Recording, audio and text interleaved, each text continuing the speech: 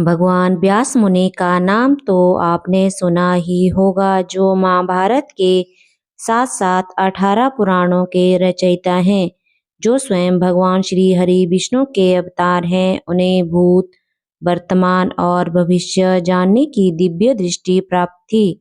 इसके साथ साथ वह कीड़े मकोड़ों और सभी पशु पक्षियों आदि की भाषा को समझते थे। एक बार की बात है कि महर्षि वेद व्यास जी कहीं जा रहे थे। उन्होंने रास्ते में एक कीड़े को बहुत तेजी से भागते हुए देखा। उसे देखकर उन्होंने कीड़े से पूछा कि क्षुद्र जंतु, तुम इतनी तेजी से कहाँ भागे जा रहे हो? क्या तुम पर कोई विपत्ति आने वाली है?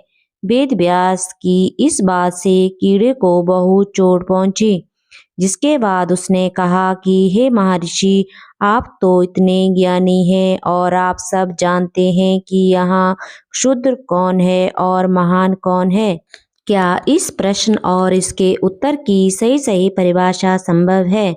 कीड़े की इस बात ने महर्षि को कोई जवाब देने लायक नहीं छोड़ा, परंतु फिर भी उन्होंने इस कीड़े से पूछा, अच्छा यह बताओ कि तुम इतनी तेजी से कहाँ जा रहे हो? कीड़े ने कहा, मैं अपनी जान बचाने के लिए भाग रहा हूँ। आप देख नहीं रहे कि मेरे पीछे कितनी तेजी से बैलगाड़ी आ रही है? कहीं यह बैलगाड़ी मुझे कुचल ना दे, इसलिए मैं अपने प्राण बचाने का प्रयास कर रहा हूँ। अपने प्राण तो सभी को प्रिय होते हैं। कीड़े के इस उत्तर ने एक बार फिर से महर्षि को हैरान कर दिया। उन्होंने कहा कि तुम तो इस कीट योनि में पड़े हो। तुम्हारे लिए तो मर जाना ही तुम्हारा सौभाग्य है। तुम्हें इस कीट शरीर को छोड़ने का इतना डर क्यों है? अगर मर गए तो तुम्हें दूसरा और बेहतर शरीर मिलेगा। यदि मनुष्य मृत्यु से डरे तब तो ठीक भी लगता है। इस पर कीड़े ने कहा कि महर्षि, मैं तो इस कीट योनि में रहकर कीड़े का आचरण कर रहा हूँ, लेकिन ऐसे असंख्यक प्राणी हैं जिन्हें भगवान ने शरीर तो मनुष्य का दिया है, पर वह मुझसे भी गया गुजरा आचरण कर रहे हैं। मैं तो ज्यादा ज्ञान नहीं पा सकता, मगर मानव तो श्रेष्ठ शरीरधारी हैं।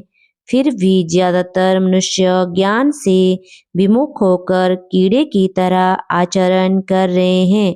कीड़े की इन बातों में महर्षि को सत्यता नजर आई।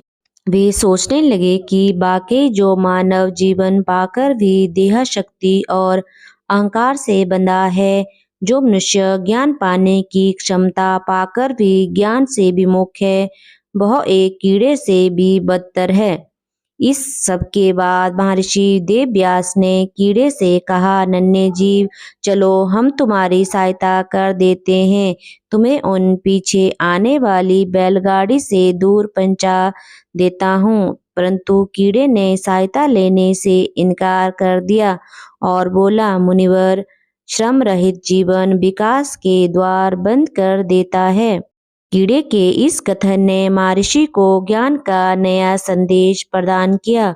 कीड़ा कहने लगा कि हे महर्षि, मुझे मृत्यु से भय नहीं है।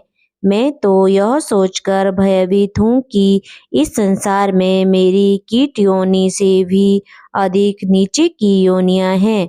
मैं मरकर कहीं उन योनियों में ना चला जाऊं। महर्षि देवव्यास ने कीड़े से कहा कि तुम डरो नहीं, मैं तुझे योग शक्ति से महान बनाऊंगा, जब तक मैं तुम्हें ब्राह्मण शरीर में ना पहुंचा दूं। अन्य सभी योनियों से छुटकारा दिलाता रहूंगा। व्यास मुनि के इस प्रकार समझाने पर कीड़े ने उनकी बात मान ली। वह कीड़ा फिर से मार्ग में लौट आया और बैलगाड़ी के पहिए के नीचे दबकर मर गया। वेद व्यास जी की कृपा से वह कीड़ा क्रमशः कौवा, सियार योनियों में जब जब भी उत्पन्न हुआ, व्यास जी ने जाकर उसे पूर्व जन्म का स्मरण दिलाया। इस तरह वह क्रमशः पक्षी, मृग, शूद्र, जातियों में जन्म लेता हुआ क्षत्रिय जातियों में उत्पन्न हुआ। उसे वहाँ भी वेद व्यास जी ने दर्शन दिए। थोड़े दिनों में रणभूमि में शरीर त्याग कर उसने ब्राह्मण के घर में जन्म लिया। उसके बचपन में ही भगवान व्यास ने उसे मंत्र दीक्षा देकर अपना शिष्य बना लिया।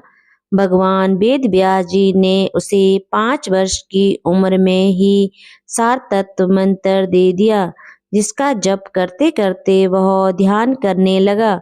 उसकी बुद्धि बड़ी विलक्षण थी। जल्दी ही उसे वेद शास्त्र और धर्म का रहस्य समझ में आ गया।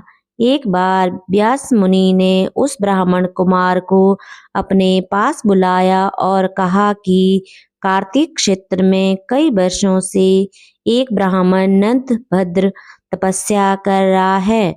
तुम जाकर उसकी शंका का समाधान करो।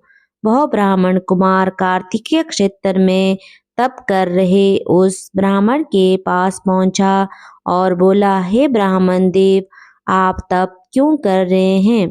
ब्राह्मण ने कहा, हे ऋषि कुमार, मैं यह जानने के लिए तप कर रहा हूँ कि जो अच्छे और सज्जन लोग हैं वह दुखी रहते हैं और पापी मनुष्य सुखी क्यों देखे जाते हैं। उस बालक ने नंदभद्र के प्रश्न का उत्तर देते हुए समझाया कि जिस प्राणी ने पूर्व जन्म में तामस भाव से दान किया है, उन्होंने इस जन्म में उसी दान का फल प्राप्त किया है। तामस भाव से जो धर्म किया जाता है, उसके कारण ही लोगों का धर्म में अनुराग नहीं होता। इसलिए वही लोग पापी तथा सुखी देखे जाते हैं। ऐसे लोग अपने पुण्य का फल भोगकर तामस भाव के कारण नरक में ही जाते हैं। इस संसार में 4 प्रकार के मनुष्य पैदा होते हैं। पहले प्रकार के मनुष्य वह होते हैं जिन्हें इस लोक में सुख मिलता है परंतु परलोक में नहीं। जो लोग पिछले जन्म के किसी पुण्य के कारण इस लोक में सुखी रहते हैं और इस लोक में नए पुण्य उपार्जन नहीं करते, उनके लिए वह सुख केवल इसी लोक में रहता है, परलोक में नहीं मिलता है। दूसरी प्रकार के मनुष्य वह होते हैं जिन्हें परलोक में सुख मिलता है पर इस लोक में नहीं मिलता। कुछ लोगों के पूर्व जन्म के पुण्य तो नहीं होते हैं किंतु वह तपस्या करके नए पुण्य उपार्जन कर लेते हैं। ऐसे लोगों को इस लोक में सुख नहीं मिल पाता परंतु वह परलोक में सुखी रहते हैं। तीसरी प्रकार के मनुष्य वह होते हैं जो इस लोक में भी सुखी रहते हैं और परलोक में भी। वे पिछले जन्म के पुण्य से इस जन्म में सुखी रहते हैं और इस जन्म में भी पुण्य उपार्जन कर लेते हैं, जिसके कारण वे परलोक में भी सुखी रहते हैं। ऐसे मनुष्य तो बहुत कम होते हैं। चौथी प्रकार के मनुष्य वह होते हैं जो ना इस लोक में सुखी रहते हैं ना ही परलोक में सुखी रहते हैं। यह वे लोग होते हैं जिनके पूर्व जन्म के पुण्य तो नहीं होते हैं और इस जन्म में भी कोई पुण्य उपार्जन नहीं करते, इसलिए वे लोग यहाँ भी दुखी रहते हैं और परलोक में भी दुखी रहते हैं। वही बालक दूसरे जन्म में कुशारू पिता और मित्रा माता के यहाँ पैदा हुआ। उसका नाम मैत्रेयी पड़ा। उन्होंने व्यास जी के पिता पराशर जी से विष्णु पुराण तथा बृहत् पराशर पुराशास्त्र का अध्ययन किया था। कहाँ तो सड़क से गुजरकर नाली में गिरने जा रहा कीड़ा और संत के सानिध्य में मैत्रेय ऋषि बन गया।